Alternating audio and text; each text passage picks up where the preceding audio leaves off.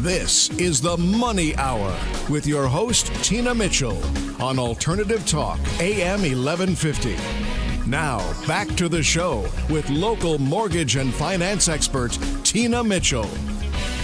Welcome back to the Money Hour with your host and mortgage expert, Tina Mitchell, right here on 1150 AM KKNW, the Saturday, September 20th show. It's a great day to talk about money, and that's why I'm here with you and what the show is all about, how to make money, save money, and build a better quality of life for you and your family. If you're hearing my show at a different time or day, you're listening to a rebroadcast, to talk with me or any of the guests that I have in studio, you can pick up the phone, give the show a call, 1-855 400-1150. Again, that's 1-855-400-1150, or online at themoneyhour.com.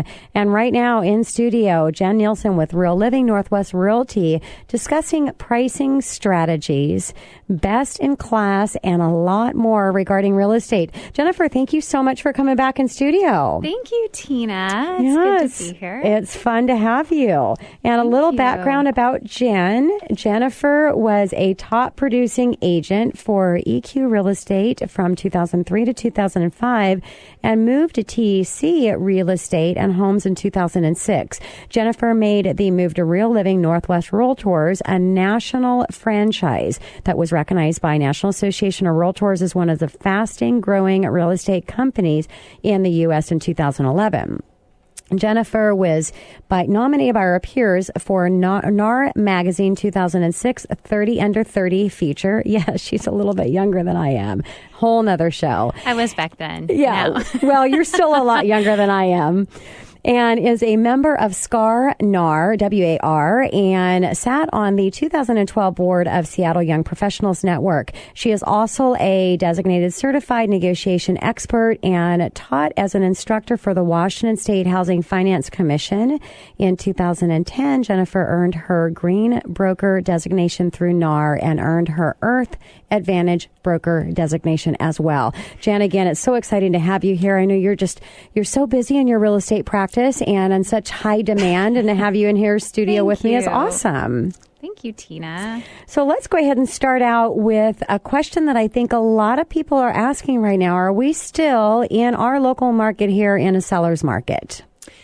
Yes, we are. Technically we are. Right now in King County, there's about 2.8 months worth of inventory. Okay. And I would say that traditionally 6 months worth of inventory is what's considered a balanced market. And beyond just the numbers, you can feel it. There's still, even as we get out of summer and get into fall, you can still feel all the multiple offers out there. Yes. And kind of the energy. So yes, I would say it's a seller's market. Okay. So Jen, when you're talking with your sellers, are you, when I know the answer of that you are, but I think for a seller to hear on that they still have to do some things to get top dollar. You don't, just because it's a seller's market doesn't Yes. mean that they're going to get top dollar without putting some real strategy and effort into it. Can you talk about that?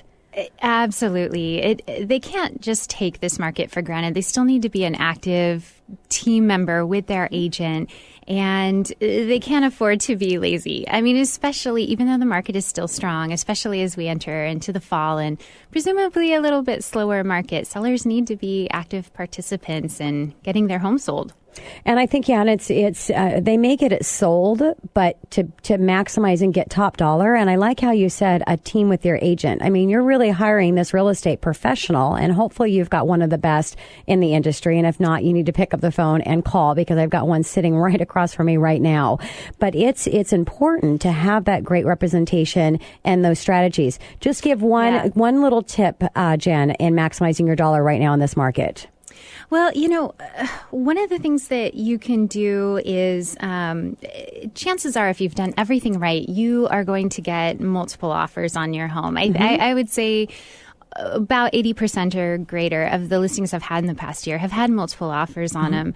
And one of the things that sellers can do is really play their cards right and give their agent authority to share details of the other offers. Oftentimes, I guess a lot of sellers don't know this, but agents' hands are tied. They're not allowed to disclose the terms of other offers without the seller's permission. So most of the time you find agents going back to the buyer's brokers and saying, just bring us your highest and best offer. Well, that kind of leaves the buyer's agent sort of just making a shot in the dark. And what I find is that it sort of builds camaraderie with the other agent and with the buyers if they feel like they have an inside track. It doesn't mean give away the exact terms of what the other folks are doing, but maybe just guide them. And I always find that I get much better results that way. And I would also say if you're in a multiple offer situation, don't be shy about asking for terms that you want other than the price. I just had a seller, I've never had this happen before, negotiate 4 months of free rent after closing. Wow. It just because they put it out there and the buyer bid. So don't be shy about that. You know, and that's it's great to hear, Jen, and that's one thing in any industry, and you see it so much in the real estate industry right now that you can have complete opposite advice, and it's it's right or it's not right. And the strategies is so important. And I just really love, sharing with making it a good playing field and get that camaraderie, which gets those bids and things really working up to maximize the seller's dollar. That is awesome. What is the theory, Jen, of best in class? So I always discuss with every seller that the idea of the best in class is that among your competition, that you are the most competitive or the best in class in 4 different areas. And those areas are the marketing that you do, the price of the home, the way the home shows, and the structural condition of the home. Okay. So say, for instance, you've got 10 homes on the market in your immediate area, and there is a buyer, and the buyer's going to go out on a Saturday and take a look at all of those 10 homes. You need to make sure that your home has the sharpest marketing, is the most competitively priced. It feels the coziest and the best to the buyers out of all of the homes when they go there. And it's evident that it is in good structural condition, that there's pride of ownership there. And if you can nail all of that and look better than all of the competition, then you're sure to sell your home as soon as possible and for top dollar. Great advice. Best in class is what you definitely want for the top dollar. So how can sellers put that theory into action so that they are best in class? So first things first, the first thing that you need to do is team up with your agent at least 1 to 2 months in advance. All too often I have sellers that are coming to me a week to 2 weeks before, and it's just not enough time to get you ramped up and prepared to be as competitive as you want to be. Beyond that, you need to make sure that you've got a strategic marketing plan with your agent. You need to have professional photos, and you need to have targeted online presence. Then you need to have a clear pricing strategy, and that does not mean listing your home at a high price. It means finding out what market value is, and then oftentimes listing it for 1 to 2% below in order to create that frenzy. Got it. And then beyond that, you want to make the home look as presentable as possible, which usually includes staging, which the seller pays for, but it is worth every penny. And lastly, you should have a pre-inspection. You should have a professional come to the home and get any of the items out of the way that might be a hindrance to your closing. And you don't want any surprises. It's best to spend that $400 to $600 up front and know exactly what's going on going into it. And that makes so much sense, because guaranteed the buyer is going to find it no matter how if they're going to do a pre-inspection or if they're going to make an offer with an inspection contingency. The worst thing you can do is get your home off the market and with somebody else, and then waiting for that inspection, something comes up, and then you've got to put your home back on the market. Otherwise, you're going to ultimately be giving a lot more than you would if you would have known up front, because you want to keep that deal together, right, Jen? That's exactly right. And in most cases, $2,000 to $5,000, and that's even the high end, will fix almost everything on that report. And if you've got the report, honestly, in most multiple offer situations right now, buyers may even waive the inspection. And yes. Got that gone. Yeah, that's awesome. So now, Jen, let's talk a little bit more about, maximizing the profit by what you're actually spending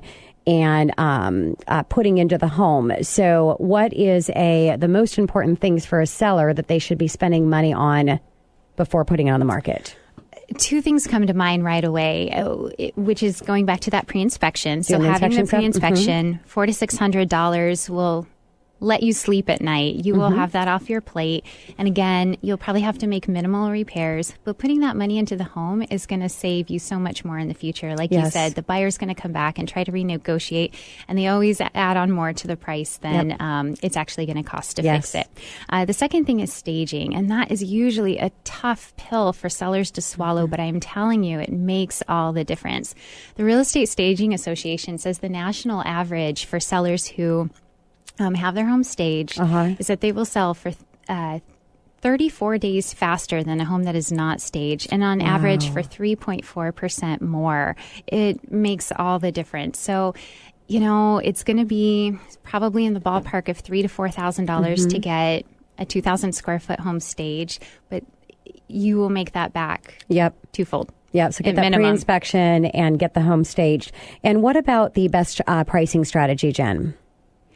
So, in my opinion, first of all, be realistic and let your agent guide you with the pricing. Okay. No Zillow here, folks. It is a tool, but your agent is the local expert. Yes. And if you have questions, even after they present the value to you, maybe it might be worth taking a trip with your agent out to go see the local competition, because that's how buyers are going to buy, and you need to see how you stack up.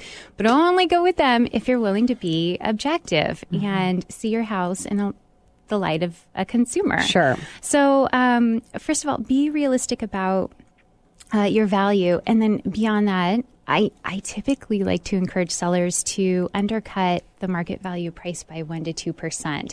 And I will tell you that in most cases, it will create the feeding frenzy that you need to bring multiple buyers, get that bidding war.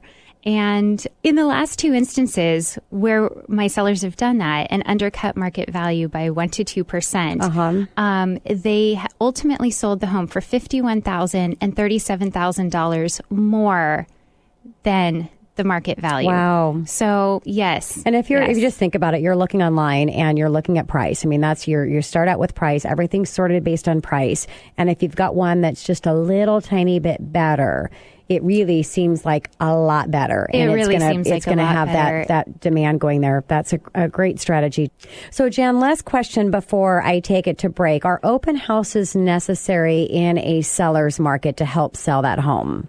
Oh, absolutely. You know, a lot of sellers find open houses inconvenient. The neighbors are coming through to be looky-loos. But you know what? These looky-loos, they sell houses. Yes. And they like to talk to their friends and family about the homes that are selling in their neighborhood. And I would say a fair amount of buyers that don't come through the MLS will come through your neighbors. In fact, it's maybe a good idea for a seller to create a little gift or a marketing piece or an agent to do that in order to give to the neighbors to encourage them to bring buyers that way. And, you know, it's not uncommon when I have open houses now to have 40 to 50 people through. I usually stop counting around 30. Wow. And, just the other day, an agent in my office had an open house in Bridal Trails with over 100 people through. So I can't think of any better exposure. Than 100 buyers all seeing other buyers in the house at the same time. No kidding. That is awesome. And that's why, Jen, you're so successful and you have so much respect from other realtors in the industry, because you do all those extra special things. And each one of those things is going to maximize profit. And I do want to mention the buyer side, because Jen works with a lot of buyers as well and takes the same attention and care to her clients. So again, I just so much appreciate having you here and sharing your expertise with my listeners. Thank you, Tina. If you're thinking about real estate, buying or selling, you need to pick up the phone and give Jen a call. 1-855-400-1150. The show number is 1-855-400-1150, or you can find her online at my website at themoneyhour.com and get directly connected with Jen that way. Thanks again, Jen. Enjoy the rest of your weekend. Thanks, Tina. And coming up next on the Money Hour, a transfer of death deed allows a property owner to directly transfer the ownership of real estate at the owner's death to whom the owner designates by name. Really important for the real estate, for me and the financing. I'm just excited to have Matt Lofton here with Davis Wright Termaine right here on 1150 AM KKNW after this short break.